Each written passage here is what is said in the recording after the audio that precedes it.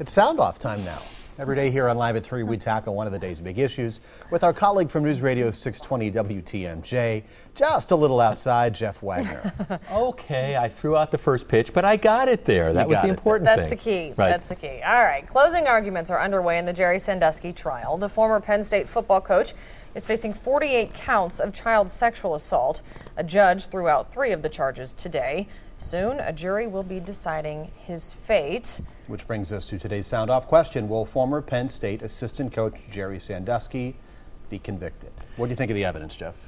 Well, I thought it was overwhelming. I mean, it's part of it is under the Fifth Amendment of the Constitution, people don't have to testify and juries are instructed. You can't hold that against them. This is one of those types of cases, though, that I think especially after 8 accusers come up, it's not just one accuser, there's 8 accusers that I think juries want to hear what the defendant's going to say. The attorney made some interesting arguments. Apparently he was very, very fiery. He's arguing that the accusers are all trying to get money out of this. That's their motive, and this is a giant setup by the state police. He also made the interesting argument that it's not necessarily a crime to shower with a young boy and rub his back. Let's start with Jeff from downtown. In my crystal ball, I see Mr. Sandusky as being someone's involuntary boyfriend in the clink, and I see the attorney being forced to take a narcotics test. Well, in the defense of the lawyer, now, sometimes you work with what you have, you know, and and again, I think part of the problem here for Sandusky is the fact that there's so many of these accusers. I mean, a lot of times if you have, the defense attorney was making a big deal of the fact that there's no physical evidence, which as a general rule is true because these incidents occurred a long time ago. Maybe that works if there's 1 accuser, maybe it works if there's 2 accusers. When there's 8 accusers, it's a tougher sell. Back to that caller's point about the attorney here needing a narcotics test.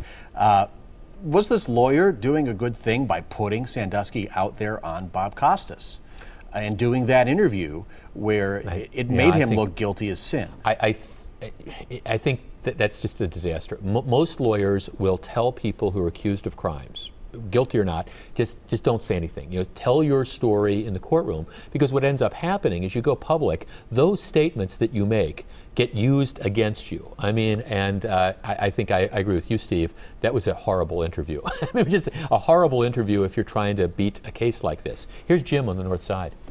Yes, I think he'll be convicted of a substantial number of the charges, maybe not all of them. It's a complicated case, but my God, after hearing some of that testimony. And then they keep playing this interview with Bob Costas, and when these people say, oh, he's a nice guy, this is not a nice guy. Yeah, I don't think there's going to be a lot of sympathy. Here's a Pat in Greendale. I think he will be convicted. I hope he will be convicted. Sad state of affairs in our society. Anyone that was aware of this or saw this or knew of this and turned a blind eye, they are complicit somehow also.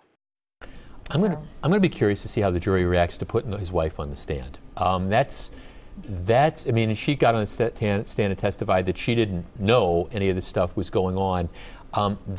Juries are going to react to that one way or the other, bringing the guy's wife in and then not testifying yourself. Here's Shirley in Wauwatosa. I think they're going to find him guilty, and I think right off the bat, that whole angry lawyer thing, I just sat on the jury. We all agreed 100% was that angry lawyer thing just wasn't working.